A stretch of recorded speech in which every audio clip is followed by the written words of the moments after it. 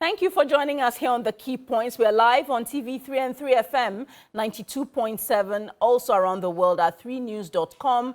Join us on social media via our Facebook page and our Twitter page. The handle is TV3_Ghana, 3FM 92.7. Feel free to share your thoughts via WhatsApp as well, if that's preferred to you. It's 055 369 8789, and we'll be talking about this week's floods in Accra and other parts of the country. Feel free to share your experience and your thoughts as well. The rainy season is something we are all familiar with, but once again, the all too familiar side of the impact of the rains is what? An ever worsening flood in Accra, it seems, and a number of cities nationwide. Now, recently, the Works Minister, Francis Assenso-Boakye, indicated that it will cost some $5 billion to construct a drain system that will resolve our flooding challenges. Let's hear him. To address the flooding issues in the country, the country will need about $5 billion. $5 billion to be able to address the flooding challenges across the country. But this was done some time ago, and I'm sure that if you have to use it, we have to have a review of it, because a lot has happened since then. And that's the Works and Housing Minister, Mr. Assenso-Boakye. So is the flooding worse for man-made reasons? Are the city authorities not following their various sanitation and resilience plans? How can NADMO contain the pressure of displacement, loss, and other challenges brought on by the floods? And that's what we're going to be discussing here. And let me introduce our guests who have joined us in studio. To my far left is Mr. George AC, who is the National PRO for NADMO. Good morning, and thank you, sir, for coming in. Yeah, good morning, Difa. And then we also have, I beg your pardon, Engineer Francis Okanse, Environmental and Water Resources Engineer.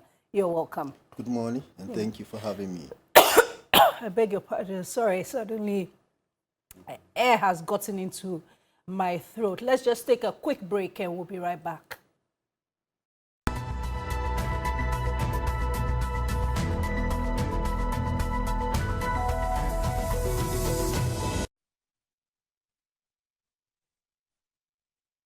On the Lady Set. No government comes into power as an NGO. Absolutely. They're using your money. Yes. They're using your taxes. You deserve to know exactly what is happening. Lots of people are suffering. There are people who have to depend on as low as 10 cedis a day. Yeah. What are you going to buy with 10 cedis? I was hearing people saying that the country was so hard that even the Ukraine student who was flown in from a war said, you know what, let me go back to the war. Exactly. The moment We make it we, look like, as okay, citizens, they are doing us a favor. exactly, Yes. exactly. The moment we know our worth, that's when things are going to start changing in the country. Myself and Edma, Love we it. are the winning team. Oh, I need that. Hello, everybody. My name is Edma Ohima Lawer. Join me and the beautiful ladies right here on Lady Circle, live on TV3 this Saturday. Brought to you by Yaz Sanitary Pad, Woodin.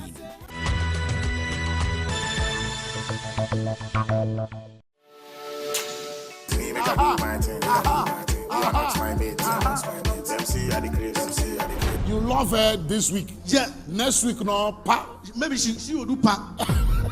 She's what? My spec, but the accent there. I can actually talk a little bit faster than this, but you know, if you want me to slow it down, I can slow it down for you. I don't hear anything. It's too fast for me. She's shifting my hat from the left to the right side. You are sure she's the one doing that? I'm taking her home. I want to let her know Ghana. I want to maintain her here. Okay. You see, I don't want to talk. Yes. Perfectly. She's mine. So make them stop talking. I beg. All right.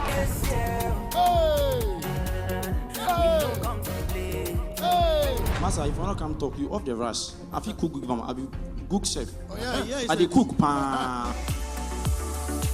Date Rush shows every Sunday at 8 p.m. on TV3. Don't miss it. Date Rush is sponsored by Rush Energy Drink, Airtel Tigo. Life is simple. Fun Ice, Gino Max, Geisha, Close Up, and supported by Enapa Foods, Heaven Black Insecticide Spray and Mosquito Coil, Deluxe Acrylic Paint, Papa's Pizza, Darling Lemon, Freedom, HD Plus, Duffy's Health and Beauty.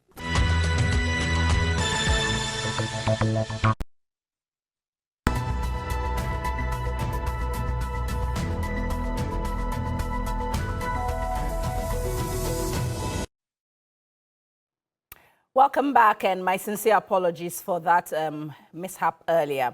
Also joining us on Zoom this morning is Charles Essel. He is an urban designer and architect, and he'll be joining us via Zoom.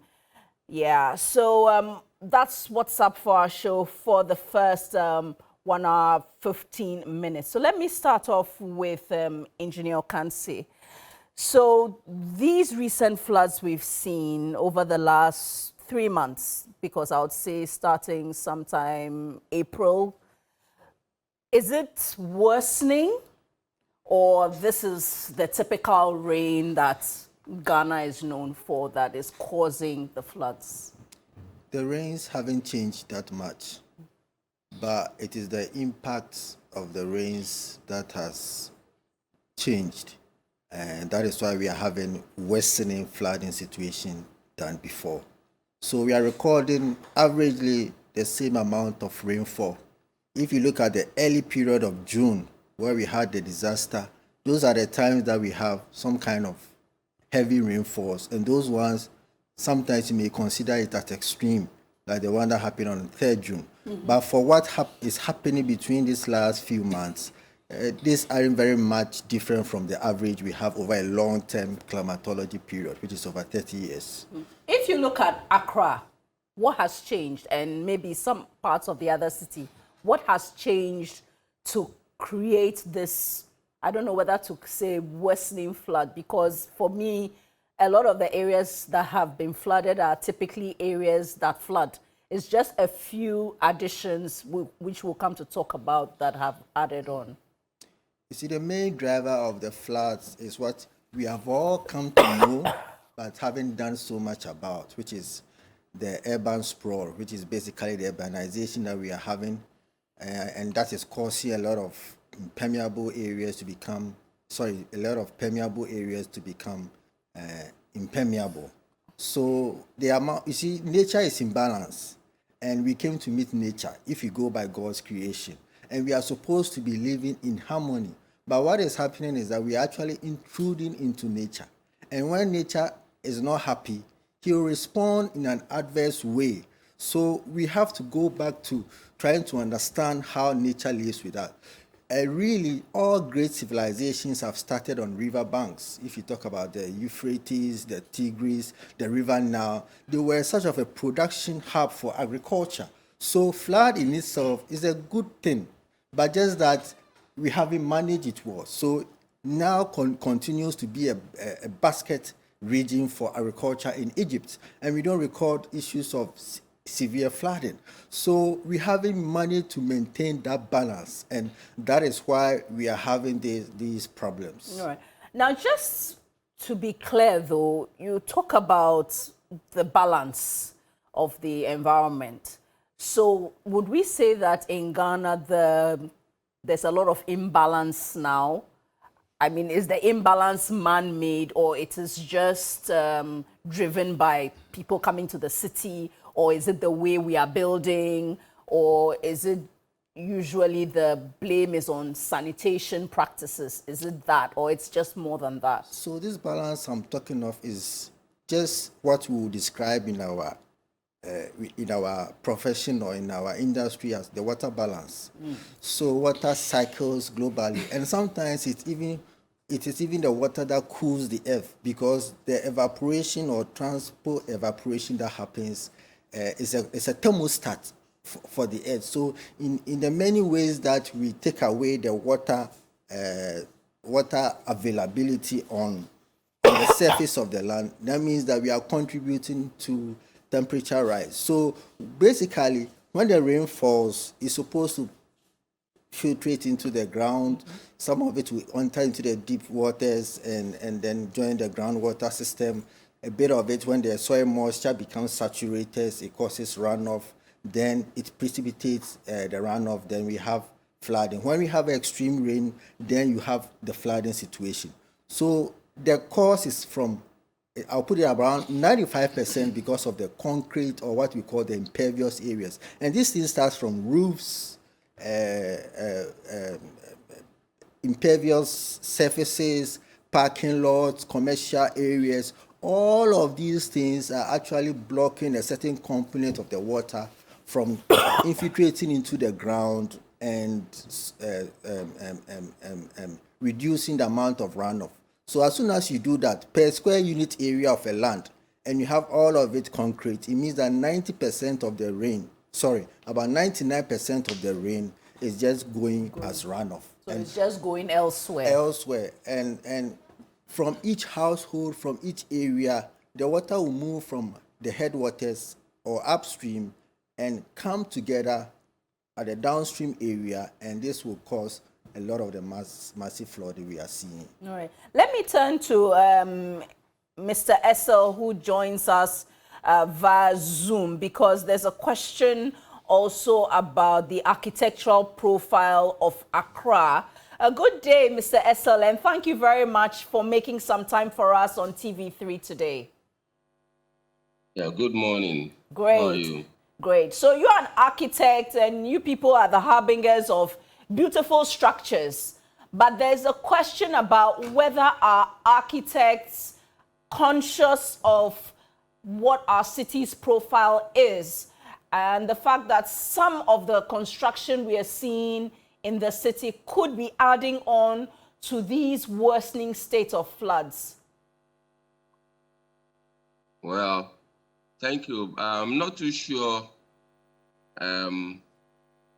about that, because from my understanding, unless a building is on the waterway, and unless, of course, you have done your extensive landscape, which is hard landscape, I can't see how a building could contribute massively to such flooding.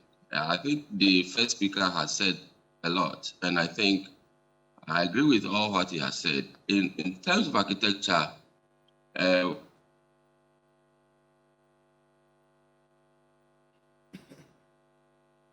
buildings are placed, then yes, it contributes massively. We have built on wetlands.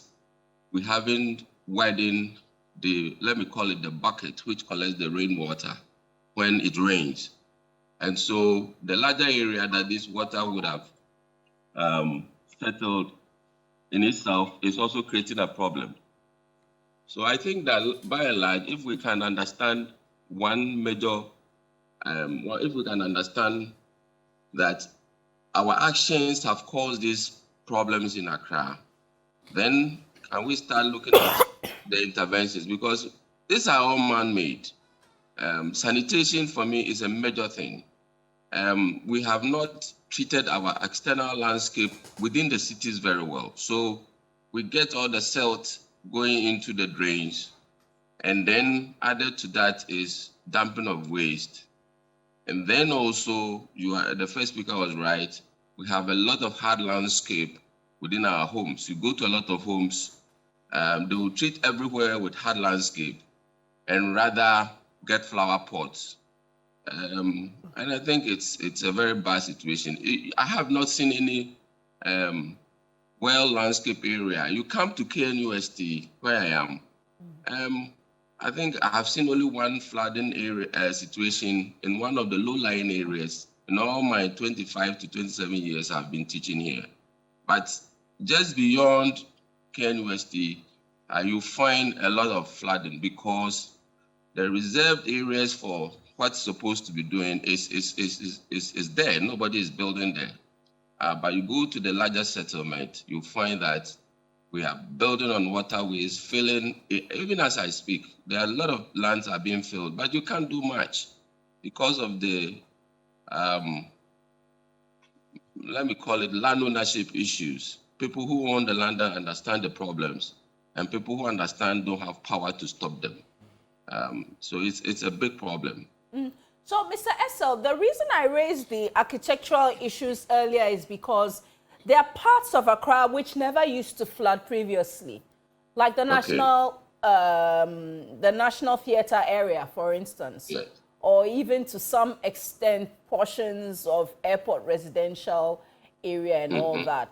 The drains in these areas remain as they are, but there are significant number of infrastructure that have been built that were not there before. High-rise condominiums, you know, multiple townhouses over an acreage of land that previously housed one property and the like. So I'm really wondering about the changing profile of various neighborhoods or suburbs which could be adding on to the flash floods.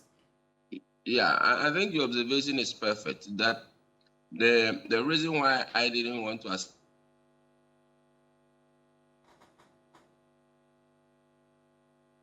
a view of our engineering capacity before these interventions. Hitherto, these were soft land.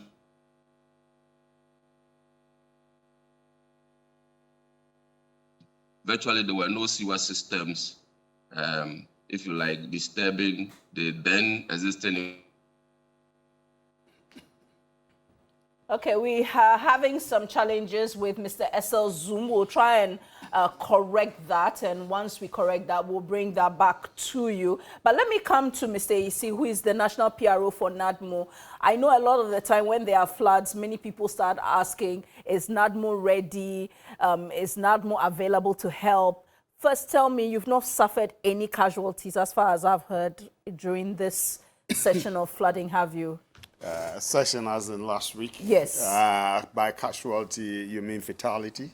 Any deaths, for instance? Fatalities. No, we No don't have any reports. At least that's a good thing. Now. Yes, we don't have a report of fatalities as of now. But you have reports of losses? Yes, people's homes haven't been flooded, items and properties getting wet and all that. We've encountered that. Some we had to deploy some of our men to go and assist them because their places have been inundated by flood waters. Okay, so yes, we've had the occasion of going to cut fallen trees to make way for falling. I'm glad you've mentioned that, the phenomenon of falling trees. Yes, yes. Yeah. So these areas that you've identified and done an assessment of and all, are they the usual places that flood, or they are new additions? Mostly, yes, the usual places, but there are some new additions, as you've mentioned, and easily you touched on the National Theatre and then Airport Residential and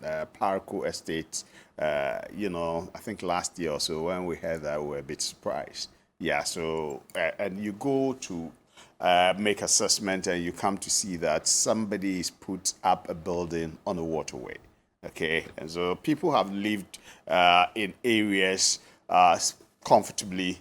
For one person to come and put up a structure, and then the whole neighborhood begins to experience flooding. And then you get to know it's built on waterway. Okay, that's been a serious challenge. So that for you is the number one reason why a lot of the flooding is still happening in some areas. Yeah, it's part of the reasoning, and the lecturer is also touched on key area wetlands. Okay, reclamation of wetlands and building on that, Ramsey sites and others. You know, people filling. And you see, the water naturally sometimes collects, and they talked about the built area and concrete pavements and other things. So when it collects, it takes its own time to percolate or evaporate, okay?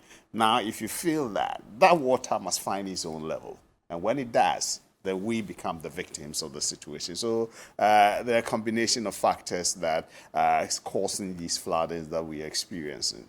Seriously, the built area, the nature of our drains, the nature of our drains is also. So most times I would want the media people, sometimes you direct it to NADMO.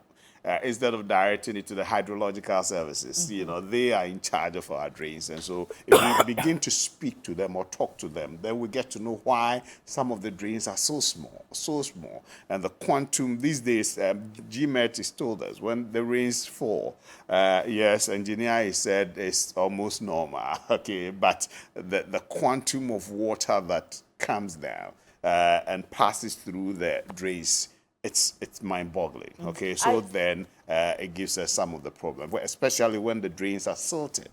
When they are silted, then that's more problem. All right. How much would you say NADMO has spent, you know, this year, for instance, dealing with or providing support to people who may have suffered from floods? And how many people are we talking about? Well, I don't have the figures, but we've had cases, because we said flooding this year, we've had some cases of people having their homes flooded.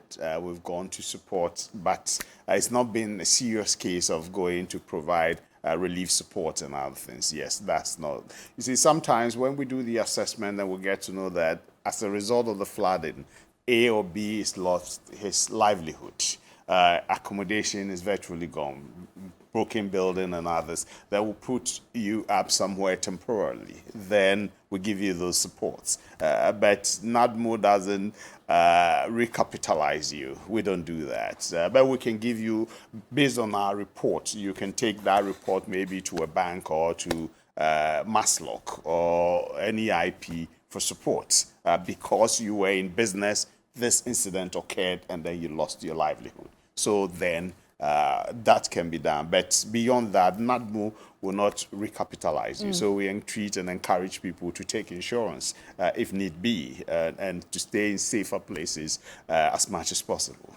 So you're not able to give us a figure of how many people are potentially affected by floods, whether it's in Accra or in Kumasi? This year? Yes. I don't want to hazard a guess, yeah. But, you know, the number, I don't think will go beyond the 2,000 figure this year, yeah, okay. Because, and it's not been so serious that we have had to go in and then support them. It's been flash flooding. Yes, people have been hit. We had a clear case of the Accra, one of the police stations, you know, you heard that. You know, that was a serious issue.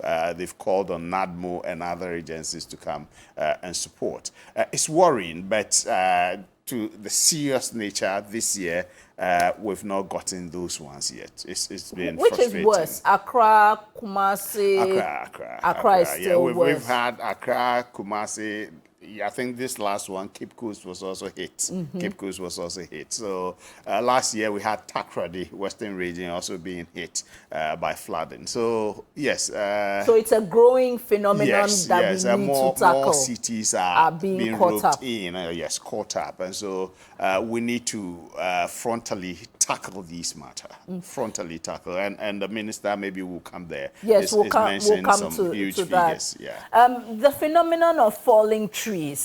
I mean, I think until this recent session, we've never really had a lot of falling trees. What's causing it, Engineer Okansi? Any thoughts, or what? The trees are not well rooted in the ground, no, or what is it? The tree has a lifespan as well.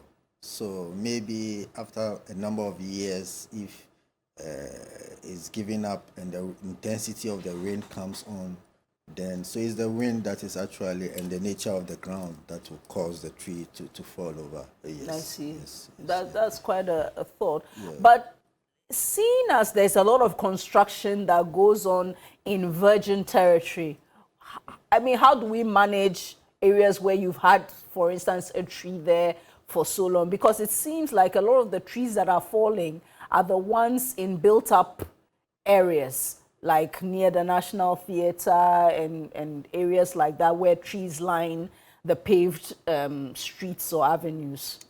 You see, just like I said before, I mean, those trees have been there for a long time, and you know, even when you take the forest areas, the tree replenishes itself. Some will die and others will come up. But if you want to look at, I just want us to look at the evolution of the problems that we are having. So normally you want to start building in what we will call green fields. That is a virgin area. Unfortunately, before you go and build your land on, you go and build your property on, it's not a green field because the land would have been mined either for sand for masonry or for fill material, and it could take as much as 3 meters of the topsoil. So right from the start, in new areas like we are saying, as Shawman and etc., they even do quarrying. So they are removing all these materials. So then all these materials, when it rains, there's what we call erosion of the sediments. Then the cars will also take all this mud and bring it onto the streets. And this will continue over a long period. Then when the agitation starts, before the design engineer comes in, by that time, he cannot properly estimate the amount of impervious area and the growth of that impervious area. So that is why we have these small size drains. And these small size drains, as you might say, you will find the city growing further. So the intervention he brought first is inefficient, then subsequently it is overwhelmed because of we cannot control the rate of the urbanization. So these are some of the problems we are having. So now I don't call our areas green fields, as you may see in literature. I call it F fields because the land has been sort of removed. 3 meters might have been removed. And this destroys the natural drainage pattern. So before you go and build on, the whole place is soil is removed and everybody builds anyhow. The levels are different and the water will take the course anyhow. So from the upstream areas, which is from the hillside, then the sediments start flowing down and our streams start filling up. And we think that when we train the river, that is the 18th to 20th century method of handling the city. That is, remove all the meanders that the river, natural meanders, thinking that we should cut the water away quickly from the city. That is not the convention anymore. The waters are supposed to rather to be contained in the city. We have to find the balance, which we know, our architects know, just that as always, operationalizing these things then becomes a challenge. Okay, yeah. Let me come to Mr. Essel. The nature of our drains. The Works Minister spoke last week at a Meet the Press, and he indicated that $5 billion would be needed to resolve our drain problem, probably deal with the nature of the current drains we have. I'm not exactly sure if this is for the whole of Ghana or it seems probably it's just Greater Accra. I've seen an earlier figure by the minister before him, the Honorable Atachia. He even talked about a $10 billion subterranean drainage system, that is drains underground. I'm just wondering, is that the one-stop solution? No, we need a holistic approach. The engineering is very necessary, but we also need to accept that population is growing and get a master plan of our cities. Master plan where you have municipal engineers, civil engineers, everybody coming on board to properly, otherwise, sooner than later, this 5 billion engineering will be done. And then a certain growth will not be factored into it. And again, that will not be adequate. So I think the sprawl nature is also important. Making Accra, which is a region, Greater Accra region is now the whole city, Greater Accra as a city, which is not too good. We could have done satellite cities in Sawam and all the other places where we leave green belt within the build-up portion, or make places like Asamankasi and other areas, link them with fast roads so that the densities there can be reduced. So yes, but after this 5 billion, what happens? Population will grow, and then Accra keep on expanding up to Winneba, up to already at Ada and all these places. So I think that the 5 billion is fine, but we also need to look at what we call smaller or smaller towns to support main town Accra, where people can live there, come to mainland Accra, work and go back with fast transport like the rail or express roads and other things. So it's not just about the drainage, it's about the whole re-engineering of the city Accra, which should go beyond Accra as we know. We should bring in the satellite towns to support it so that workers and other commuters can live there and come to mainland, work and go back. That will reduce the pressure on the land in Accra. Again, is our culture of sanitation, where people dump refuse and other things. People must be really punished.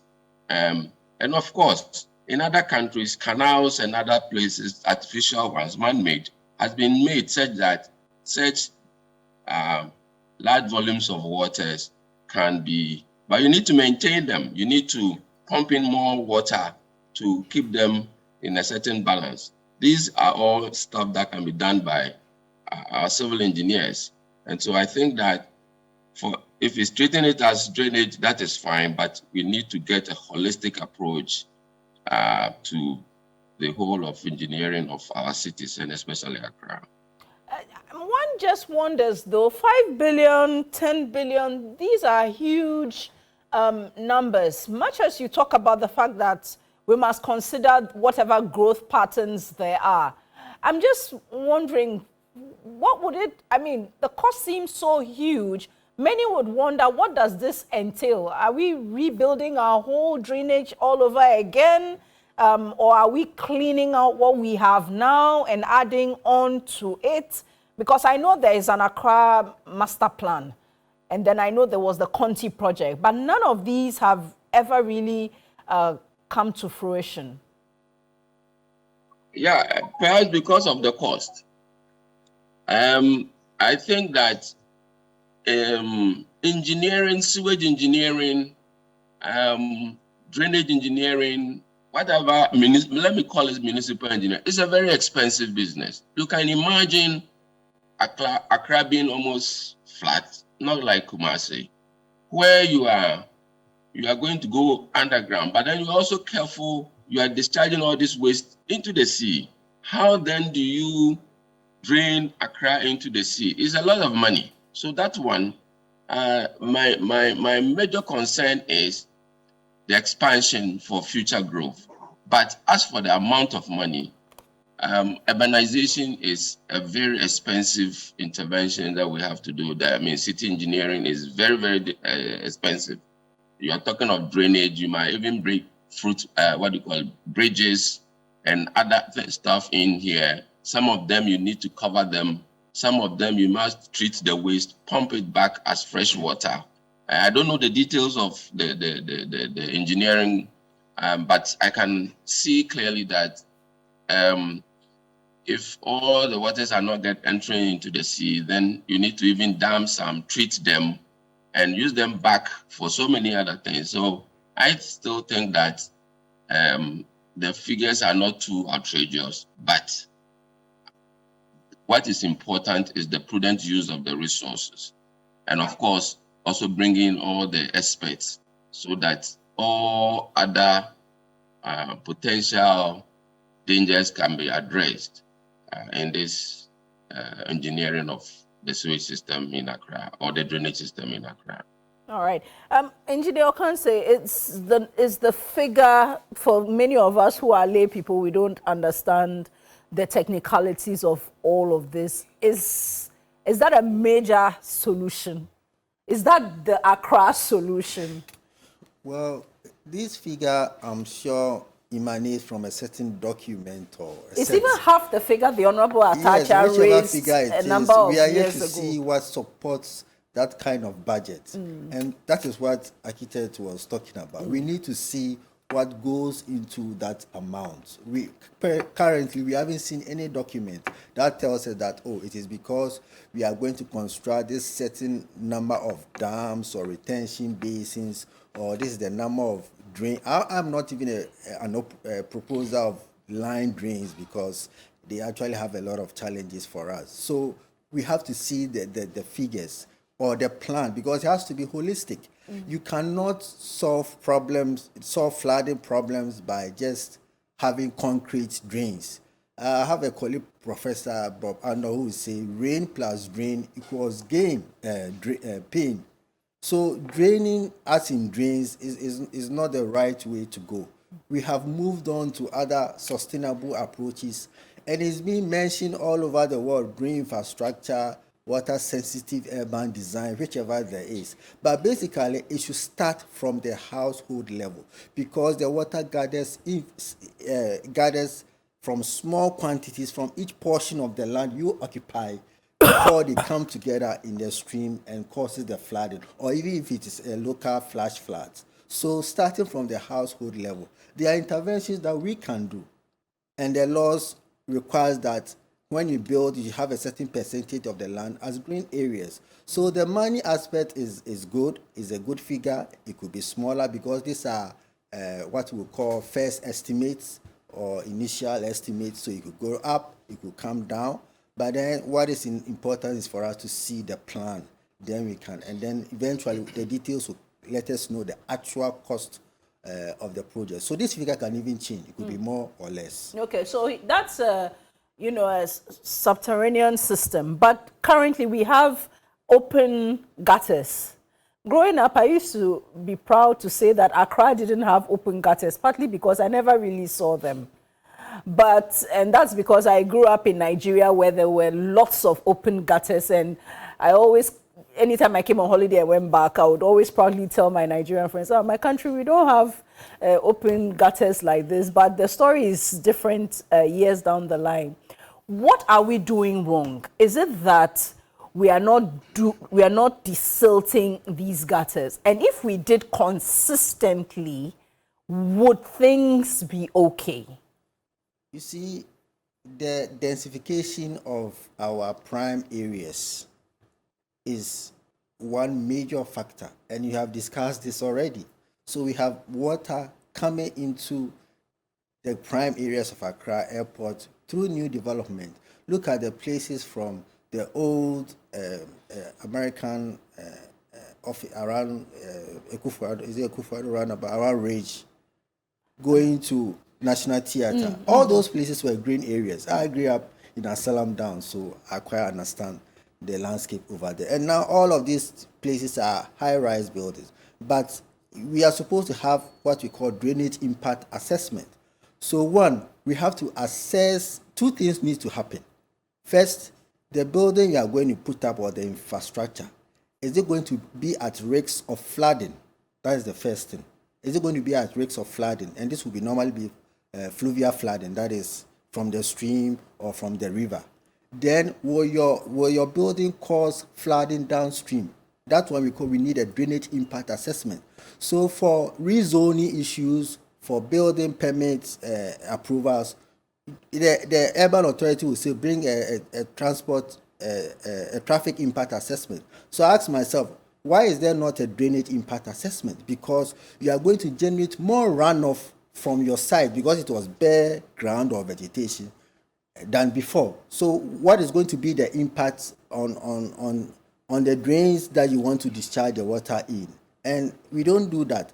We only say provide some hydrological service. On what conditions you provide those hydrological service, I don't even know. But we have to assess, or based on two conditions, assess again the risks of flooding, that's the property you are putting up yourself, and the impact of your property on downstream flooding. So we are not doing all of these things. We're not doing all of that. Yes. Would a lot change if all the assemblies were desilting? Because I see that like a year-round permanent job that people could earn money from it, and we have more than 13 of these assemblies across. Before, people only think of the AMA, but now there are so many of the assemblies, and they need to find a way to do this probably all year round. You see, this growth in different assemblies is also part of the problem, because really we have to manage drainage within certain kind of basins. I mean, certain kind of catchment areas, larger catchment areas. But you have these catchment areas spread across many different assemblies, and then how to manage it. So you only manage it within the administrative regions. Yeah. But the waters doesn't flow within the administrative regions, so that causes a problem. But desilting the drains is something that we really have to do and be doing it continuously. I mean, you have the roadside drains to take off the water from the pavement. We're supposed to have a storm drain because the roadside drain is supposed to be a collector. Yeah. Then we have a storm drain. That secondary part, which is the storm drain, we don't have it. We don't have it. So with the Accra currently built up, I don't know how it's going to be difficult. But then we can start telling the commercial areas, the assemblies know the amount of pervious areas every building or infrastructure is supposed to have. They have to start using satellite technology to map out all those who have abused it, and then start charging them and causing them to remove them and put in some interventions which can be done, and this knowledge is available. All right, let me read some text messages and then I'll come to Mr. Isi. This one from Ernest from Takrady number 1. Good morning to you and your panelists. The recent floods has exposed the poor nature of the drainage systems in Ghana. We need an attitudinal change in the manner we dispose of refuse. The solution to the problem is not far from us. Solomon from Nkrofo. Our politicians are also not helping us. Floods always happen, but they are not finding relevant remedies for it. This one says, Jifar, the rains have also exposed our leaders and their ghost investment into our drainage system. The unfortunate aspect is that NADMO also is handicapped. How long must it take to get NADMO to intervene and help victims of floods? About 400 people of Opon Valley in the Menfi East in the Western region were heavily affected by recent floods, and nobody has shown up to support them at all. There's no name for that. And Karim from Takrady says, please, your panelists are not telling us issues from the engineering point of view. Oh, I sure. Maybe you sent this much earlier. He says the sewage system is not built right, and our experts need to help us think about underground sewage in the country. The government needs to involve experts to plan our drains. And this one says flooding in Accra is caused by our attitude, and until we change, our cities will continue to flood. Thank you very much for those messages coming from WhatsApp. I'll bring the messages from Twitter and Facebook soon. But let me turn to Mr. Isi because the message kind of hit at NADMO.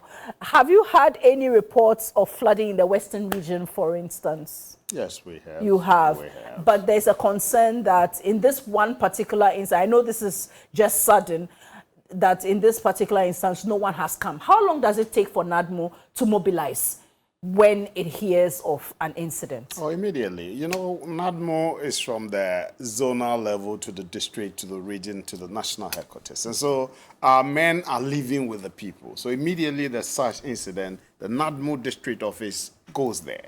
Or the zonal people go there to assist the people.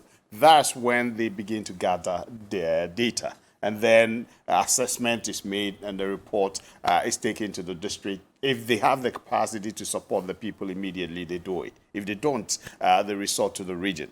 Normally, that's where we do prepositioning of relief items. We don't send them to the district. It's at the regional level. And so when any district is hit, then we deploy men and relief items to go and support after the assessment report. So we are with them.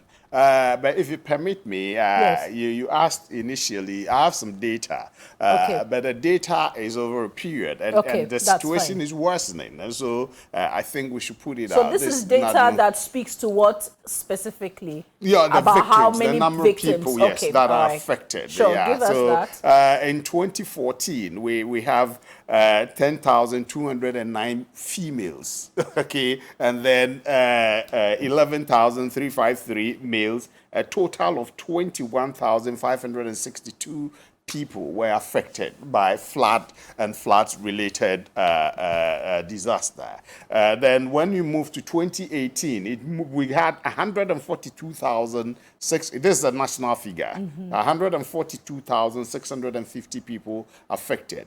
2019, 93,919, And 2020, 210,599. 210,000. And you know the spillage of the Bagri Dam and co down, That's 2020. Yes, 2020. And so we're yet to have the 2021 and 2022 is still ongoing. And so what it's telling us is that the situation is worsening. And the engineers and the architects have given us some of the reasons. If you permit me to touch on these 5 billion thing, I have a video on my phone in Japan. They decided, 30 years ago, in the 50s and 60s, they were also inundated by flooding. But they decided they were going to do something about it. And they actually did something about it. They built resilient underground tunnels, okay? Very big one, costing them about $2 billion 30 years ago. $2 billion. And it tackled and resolved about 90% of the flood situation in Tokyo, okay? And so the technology is available.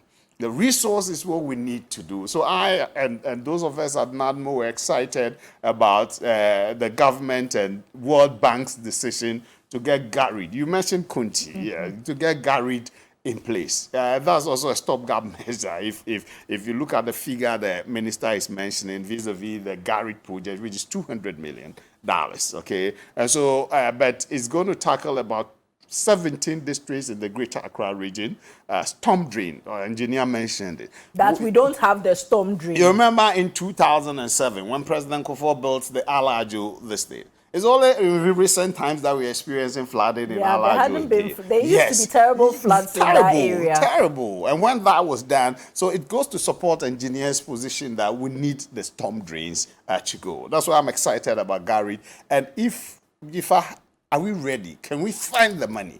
Are we ready to prioritize the flooding disaster in Ghana and tackle them frontally and holistically? If we are, we will begin to find the money. 5 billion is huge. But if we want to deal with it, once the engineering technology is available, why not?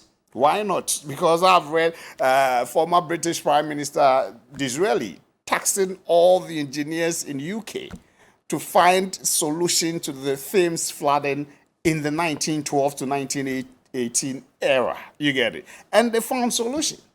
The Prime Minister found the resources for them, and they got the solution, right? Okay, so we need to have that commitment. Our government to be ready and willing to commit the resource, find the resources for us to deal with the situation. Ghana Institute of Engineers are there. The architects are there. They can do something. Okay, the built area is there, yes. But if we tackle it, Tokyo, or those now, I think that I had over 37 million people. Okay, major cities have population. Yes, the population density impacts the situation because the field we make and, field management or refuse management is not that of the best, you get it. But if we committed to the processes and we find the money, prioritize disaster management in the country, we can go a long way. And the minister's 5 billion or 10 billion, we can begin to get something. If we want, we give ourselves the next, look, let's say this, it's worrying. When I think about it, I get sad. I'm sorry, but 2015, how many years now? 7 years. 7 years. Go read the 2015 report. The recommendations in, fantastic. What have we done about it? Okay. So we tell ourselves the next 5, 10 years, how do we want to tackle these things? Okay? And then the 5 billion, are we going to commit ourselves to finding it in the next 5, 10 years to solving this? We should begin to do that, give ourselves targets and then work towards achieving them. We can make progress. We can't continue. The speaker said we can't continue to be, dealing with floods every year in year. Then we at NADMO will be lambasted every time. You get it? Let me turn to Mr. Essel and ask, is another alternative, you mentioned satellite cities, but is another alternative a new capital city, for instance, so that we can build a city properly? Maybe Accra has eventually become like this because we just didn't take the plan seriously and we've just been going about it in an ad hoc manner, should we build a new capital city, as other countries have done, Nigeria, Australia, Brazil, and the like?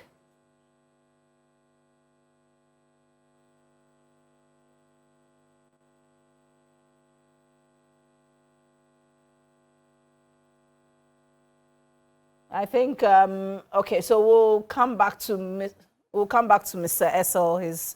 That's the challenges sometimes of technology, much as Zoom has been quite helpful generally. Do you subscribe to a new city?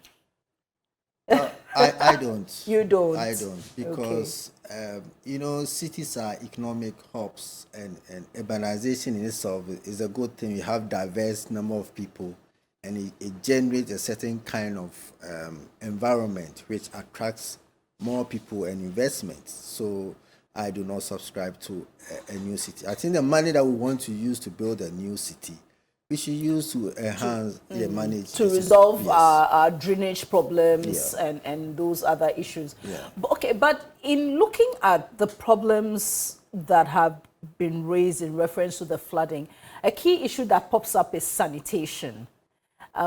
I thought that had changed a bit, partly because I live in a place like Ashongman, and a lot of the water comes from up there down into the cities. It may not be that people have, thrown things into the gutter. It's just a lot of sand and rock and all that has blocked the way. To how strong is the sanitation issue an issue in dealing with the flooding matter? Because there are accusations that, and I've seen that though, in some areas where people go and empty their rubbish into the floodwater so that it carries it away. You see, for me, sanitation is a challenge, but it's not the major challenge, because the water is already on the ground. We have to manage the amount of water that is running as the surface runoff. That is where the challenge is. Okay. That is the point we have to solve. The sanitation will elevate the situation a little bit. It will cause localized flooding and etc. But the runoff that is coming, that is where we have to start. But I'll still urge the city authorities to make sure that they are really enforcing the sanitation laws. But then for us as engineers, we want to manage the water that is running off the surface. Okay, so you are more concerned about managing the runoff water. Okay, let me go to Mr. Essel, who is on Zoom. I was asking, do you subscribe to a new city? No. So the solution is not a new city, but to improve on what we have. Yes. I think we don't have the money to start a new city. Re-engineering Accra, Tema, integrating Winneba properly to Accra, in Sanwem, or say, as Mankesi, part of the Eastern region area, Koforudua, I think as satellite cities will be a better thing for me than a new city. Okay. New city is going to cost us a lot of money. Now, one of the things Engineer Okanse says is he's more concerned about the level of, surface runoff that we have to manage in whether it's Accra or our various cities in an effort to manage the risk of flooding. I'm just wondering, for you, what would be something you would feel we must manage? Is it how we rezone areas in our country? Because in the past, there's a place that was a residential area. Now it's full-fledged offices. There's a view that some places are slums, but we relocate poorer people because they can't put up a great fight against it. Yet, the privileged and the powerful are able to get what they want. Are those issues for you that should also be a priority to manage this? Well, as long as the economic situation in any city changes where there's pressure on land, naturally, commercial activities will definitely take over because they can pay good money. And that calls for regeneration, urban regeneration, which happens all over the world. So we are not the only people facing that. What is critical is that there must be green belts within the city, consciously done. Those lands are left purposely to absorb a lot of water, apart from the greenery. Look all over the world now. During COVID, you could tell how air pollution has reduced because people were not moving out. And with all this greenery, apart from the air which is going to filter, it's also going to help us in seepage of water into the earth.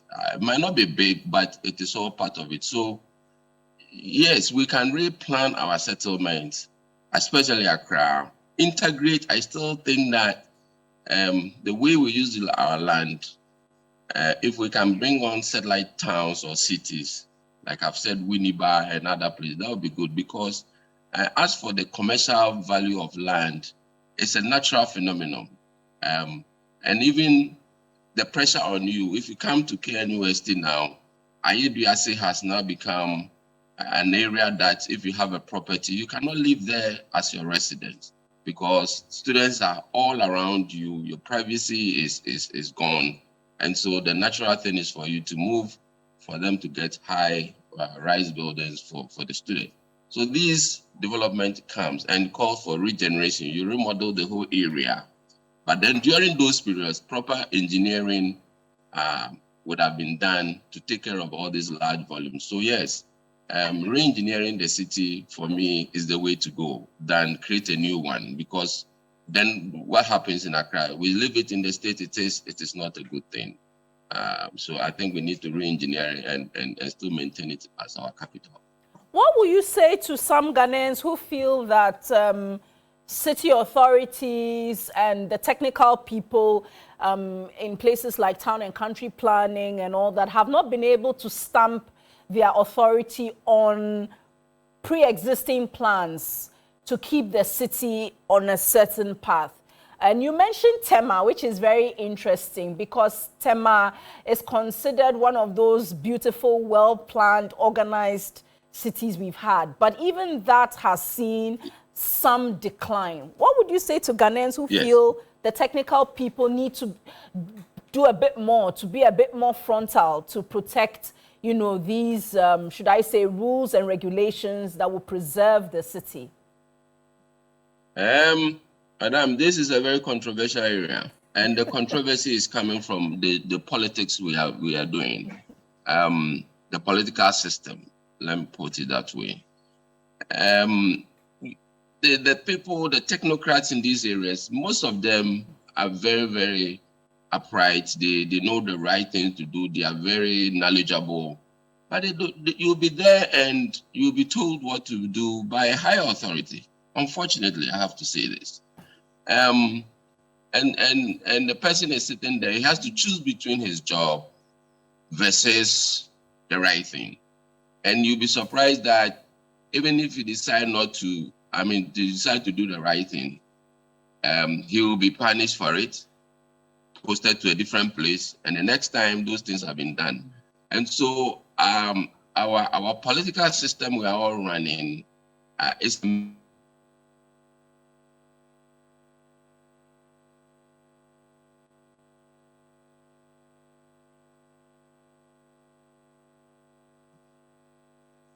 the higher authorities, the influence of people in higher places is a major problem to these local authorities.